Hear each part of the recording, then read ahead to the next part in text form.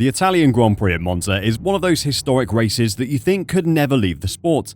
But that doesn't mean it doesn't have its problems, and one particular one was on show regularly at last weekend's Italian Grand Prix. George Russell was quick to highlight it after the race, but do Monza's problems go far further than track changes? Can the race survive past 2025? Let's check it out. This weekend's Italian Grand Prix had everything we expect from a race at Monza. There was a sea of tifosi adorned in prancing horses. There were cars going incredibly fast. There was a lack of overtaking, but not that that made it a bad race by any means. And there were issues with what the aging Italian track had to offer fans. While it might have been an entertaining race to watch, the problems were glaringly obvious. Turn 1 in particular presents a problem for the track owners, and it was a persistent issue during the race on Sunday. George Russell pointed it out after being involved in an incident at the first chicane, also known as rettifilo. He called for alterations to be made to rettifilo to avoid the type of incident that saw him hit with a 5-second penalty during Sunday's Italian Grand Prix. Having been overtaken by Sergio Perez on the track, Mercedes were aiming to get Russell back ahead by executing an undercut with Russell on the Red Bull driver. Russell emerged on brand new hard tyres at the beginning of lap 20, right as the Alpine of Esteban Ocon was storming down the start-finish straight, prompting the two to cross paths at the entry to the first corner. However, Russell cut across the second part of the chicane and retained the position ahead of Ocon, earning him a 5-second time penalty for gaining a lasting advantage.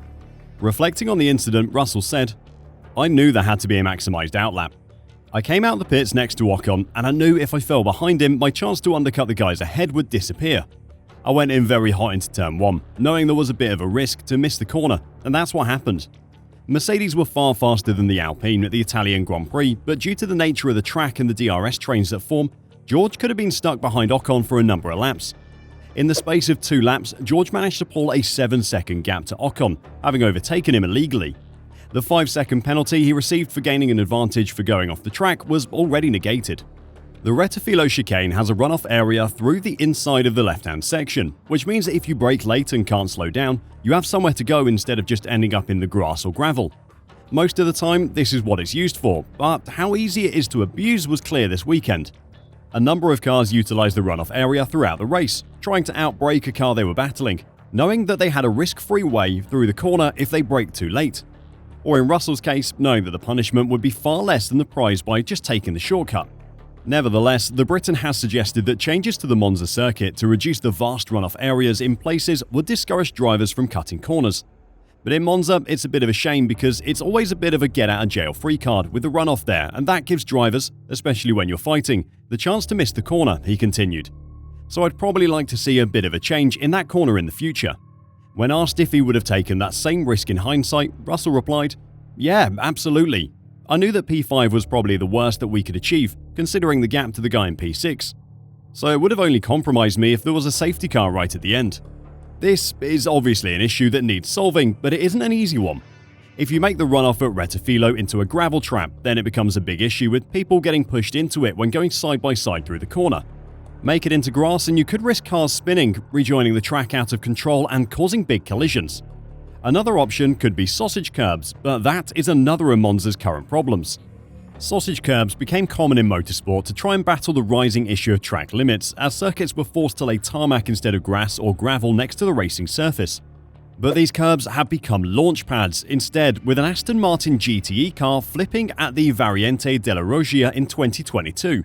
That is an awful crash that shouldn't be allowed to happen in any motor racing class, and could have been completely avoided with the removal of the sausage curbs. That turn has the same problem as rettifilo though, where it is the inside of a chicane where cars are commonly run off the track. Another big crash came at the exact same corner in the Formula Regional European Championship last year, when Bogdanovic and Vidales collided after the latter tried to use the runoff in a battle for the win. The Spaniard would have returned to the track without an issue had a sausage curb not lifted his front wheels off the ground, meaning he speared into his teammate and ended their race. And don't even get me started on the Alex Peroni crash in F3 from 2019, which was absolutely horrifying. Obviously, change is needed, but it isn't just on the track that Monza has issues.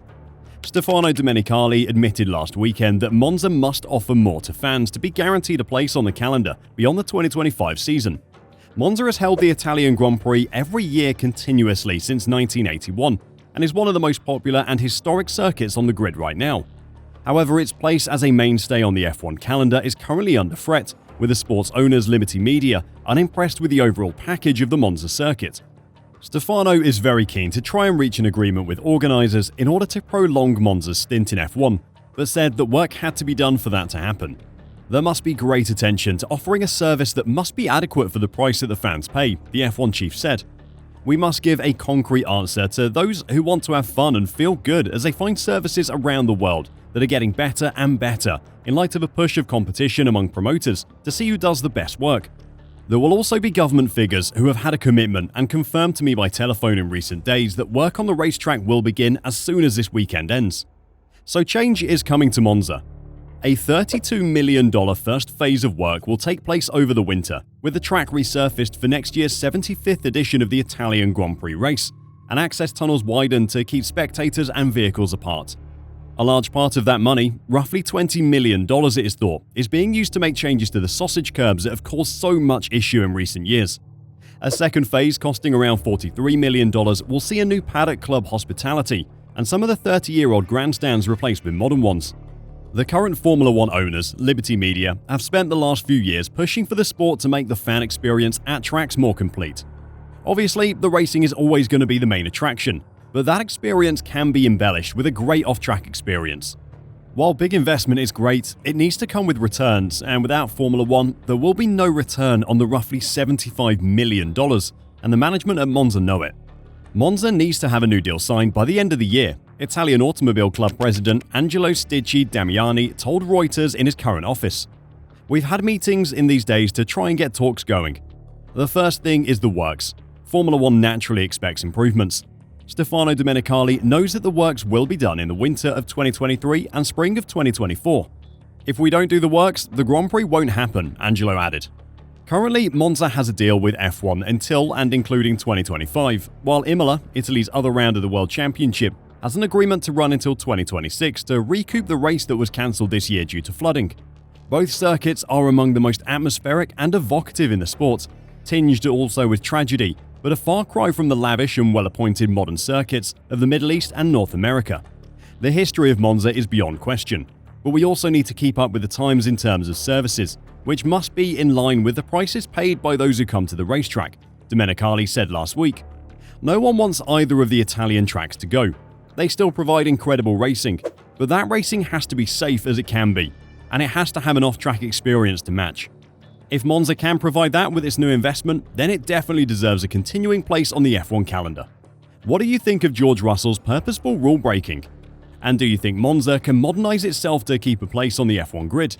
Let me know your thoughts in the comments down below, and until next time, drive safe and bye for now.